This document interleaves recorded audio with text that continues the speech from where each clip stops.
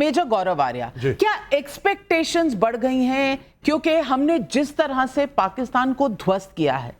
उन्होंने 400 ड्रोन भेजे, एक नहीं चला। उन्होंने मिसाइल भेजी, कुछ नहीं फटा। आदमपुर के एयरबेस पे जब प्रधानमंत्री गए, S-400 की बात हुई, हमारे एयरक्राफ्ट की बात हुई, सबका जवाब प्रधानमंत्री ने बिना कुछ कहे दे दिया, वहां खड़े होकर S-400 पीछे रखकर, अपने MiG-29 पीछे रखकर।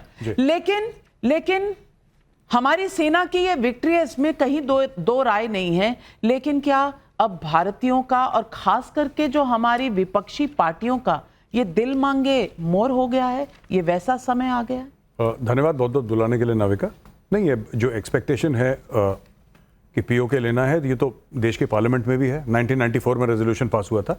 तो ये कहना कि पीओके भारत को लेना है, ये तो कोई गलत बात नहीं है। ये तो एक बात है जो है, पार्लियामेंट में है तो फिर सबके लिए है। लेकिन इशू ये है कि ये वाली जो लड़ाई थी, इसमें जो प्यूनिटिव एक्शंस लिए गए, जो डिस्प्रोपोर्शनेट और विजिबल एक्शन लिए गए, उनका एक खास मकसद था। This was essentially an anti terrorist operation, एक तरीके से हम कह सकते हैं। ये वॉर नहीं था।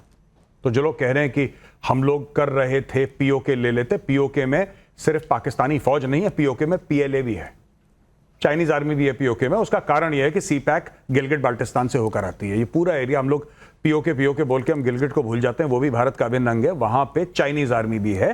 पहली बात तो ये मैं आपको बता दूं, वो भी होगा, लेकिन उसके लिए आपको बहुत तैयारी चाहिए। ये 10, 12, 13 दिन की तैयारी में, ये देखिए ना, बात ये है कि इनको समझ नहीं है, या फिर ये सरकार को घेरे हैं, इनका काम है। मैं तो पॉलिटिशियन नहीं हूं, मैं कोई किसी कांग्रेस बीजेपी का तो नहीं हूं, तो मुझे इनका कोई आइडिया नहीं है क्या बोलते हैं, क्यों बोलते हैं। पर जो वो कौन से आम आदमी पार्टी के थे, आई थिंक कोई लीडर थे, जी माफ कीजिएगा, वो कह रहे थे, मुझे लगता है थोड़ी सी बात इलॉजिकल है, वो चढ़ाने वाली बात है कि अरे हम पीओके, ऐसे थोड़ा ना होता है, ऐसे थोड़ा ना होता है। वहां पे आपके हजारों लाखों सैनिक फंस जाएंगे। ये बोलना दिल्ली में बैठ के एसी में बड़ा आसान है, हो सकता है, लेकिन अभी वो मौका नहीं है। This is not the right time, क्योंकि आपका उद्देश्य क्या था पहलगाम का?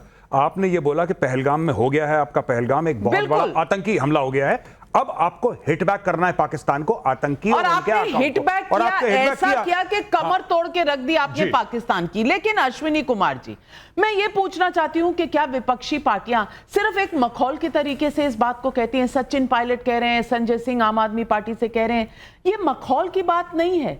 अगर इतना आसान होता तो आपकी सरकारें ले लेती पहले। लेकिन इस वक्त जब पाकिस्तान को नीचे दिखाया गया है, ये सवाल उठा के कहीं आप जो डिफेंस फोर्सेस की अचीवमेंट है उसको कम नहीं हाँक रहे? नाविका जी, पहले तो एक डिफरेंशिएशन कर दो कि सरकार अलग है और सेना अलग है। क्योंकि जब भी हम सरकार से सवाल करते हैं, आप बोलते हैं हम सेना से सवाल कर रहे हैं।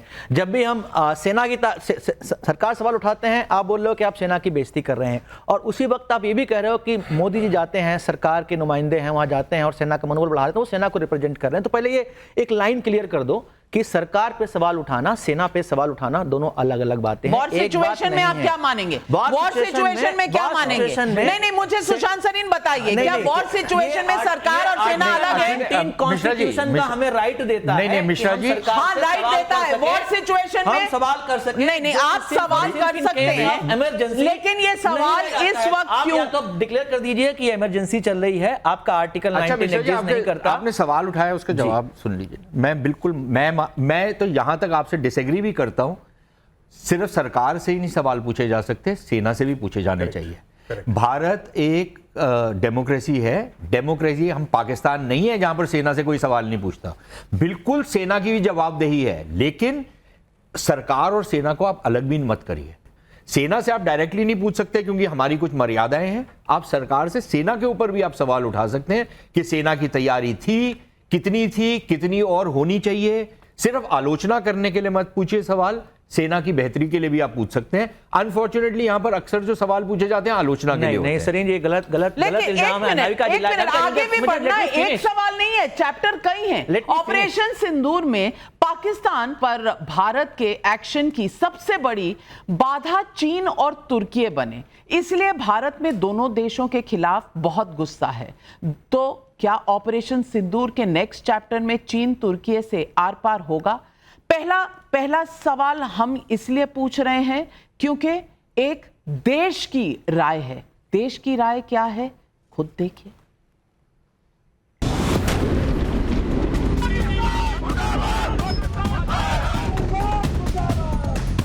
पाकिस्तान, तुर्की और चाइना के खिलाफ भी बॉयकॉट करेंगे। इसके खिलाफ हमें भी कोई सख्त कदम उठाना पड़ेगा। कांग्रेस इसलिए बौखला रहा है कि वो कुछ कर नहीं पा रहा है। टर्की बॉयकॉट, टर्की के बाइकआउट पे बॉयकॉट के लिए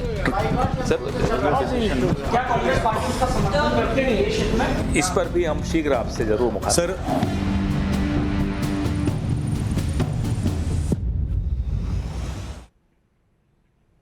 प्रदीप भंडारी जी, सवाल आपसे है, ये टर्की के बॉयकॉट पर देश ने अपना मन बना लिया है।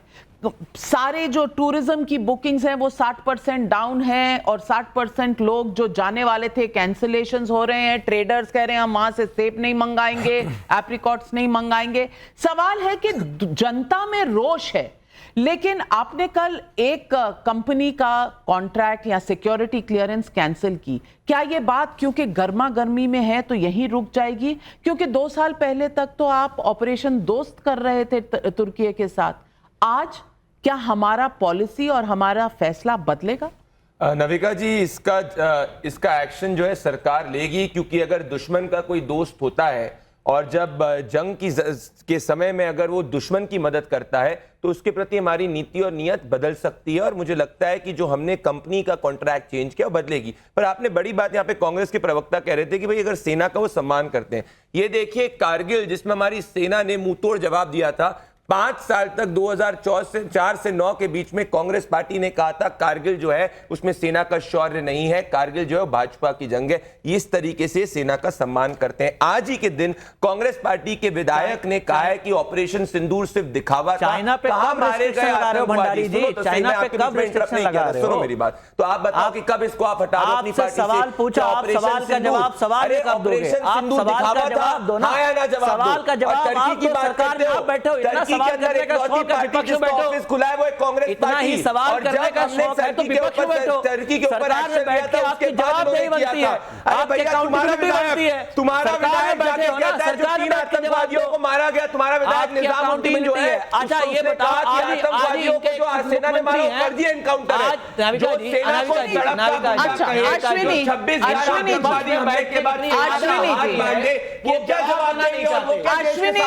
अश्विनी जी, आपने ना सरकार में बैठ के भी जवाब नहीं दिया। एक मिनट याद करा दूं 2008 में 26/11 हुआ था। तब एयर चीफ फली होमी मेजर ने पूछा था कि हमारी तैयारी पूरी है। डॉक्यूमेंटेड प्रूफ नहीं है, दिस इज प्योर। इंसान अभी जीवित है, किताब लिखी है, किताब को किसी ने रेफरेंस था, वो भी उसमें और उन्होंने इंटरव्यूज दिए हैं।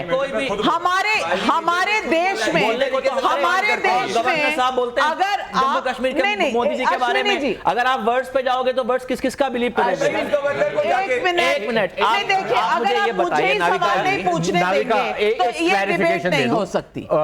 2008 के ऊपर जो आपके उस जमाने के राष्ट्रीय सुरक्षा सलाहकार थे मेनन साहब, उनकी किताब उन्होंने लिखी हुई है और उसमें भी यही चीज मेंशन की है कि जो सारा जो सरकारी तंत्र था वो ये चाहता था, अधिकारी ये चाहते थे कि ये हो कि कोई प्रतिक्रिया हो पाकिस्तान के खिलाफ, लेकिन जो सरकार थी उस समय उसने फाइनली ये डिसीजन लिया कि नहीं, हम नहीं करेंगे क्योंकि ये न्यूक्लियर वॉर वगैरह का चक्कर। तो आपको लगता है सरीन साहब कि अभी भी किताबें लिखी जाएंगी उसमें बोला जाएगा कि सरकार क्या कहते हैं, सेना चाहती थी कि पाकिस्तान को हार्डली हिट किया जाए और कहीं न कहीं हमारे मोदी जी जो है हमारे अमेरिका के दबाव में झुक गए, अमेरिका के दबाव में झुक गए और आप लोग वॉर रुकवा दी, नहीं वॉर रुकवा दिया, बिल्कुल पाकिस्तान को दूसरों का वॉर रुकवाते थे, आज अपना भी वॉर रुकवा दिया। जस्ट देयर फोन का बस चले तो पाकिस्तान जैसे मुल्क को एक मिनट ये बहुत सीरियस मामले।